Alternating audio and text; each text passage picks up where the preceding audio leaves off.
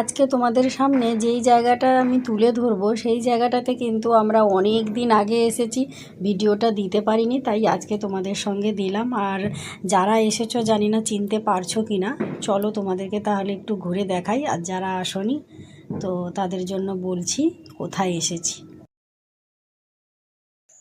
ফোনে অনেক দেখেছি টাইটানিক ভিউ পয়েন্ট, ফাইনালি আসলাম। এবার চলো গিয়ে কি দেখবো সেটা তোমাদের সঙ্গে শেয়ার করবো। এখন আজকে আমাদের শেষ ঘোরার জায়গা ছিল এই জায়গাটা। আর এই যে দেখতে পাচ্ছ না ছোট্ট বোটটা, দেখে নাও। এই বোটটা দেখলেই কিন্তু তোমরা এই জায়গাটা ভালো করে আরও চিনতে পারবে।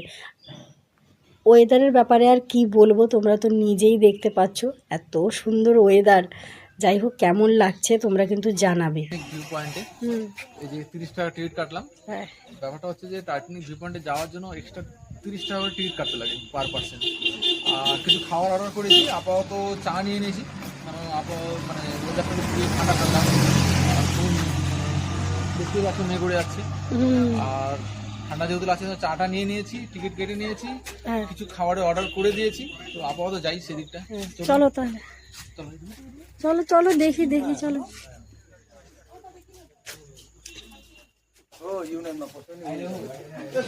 এটা দোকানের ভেতর দিয়েই কিন্তু আমরা যাচ্ছি।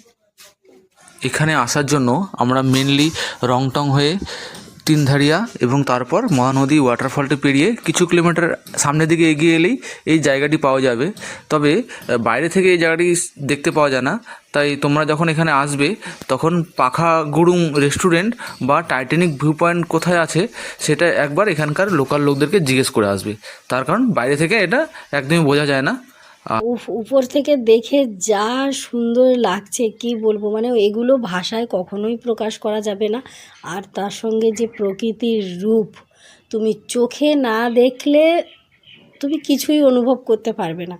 এগুলো হচ্ছে ক্যামেরাতে বা ফোনের মাধ্যমে দেখার জিনিস নয়। তুমি যতক্ষণ এখানে না আসবে এই জিনিসগুলো নিজের চোখে যতক্ষণ না দেখবে, তোমার মধ্যে ওই যে ভালো লাগার অনুভূতিটা আসবেই না।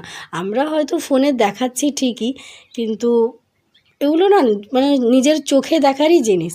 যাই হোক, তোমাদের কেমন লাগলো অবশ্যই কিন্তু জানাতে ভুলো না কিন্তু। আর যারা আসোনি একবার হলে এসে ঘুরে যেও।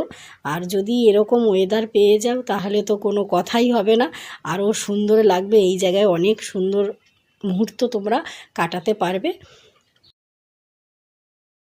যখন প্রথমে আমরা রাস্তার উপরে ছিলাম না, ওই ছোট্ট দোকানটা দেখে না আমরা ঠিক বুঝতেই পারছিলাম না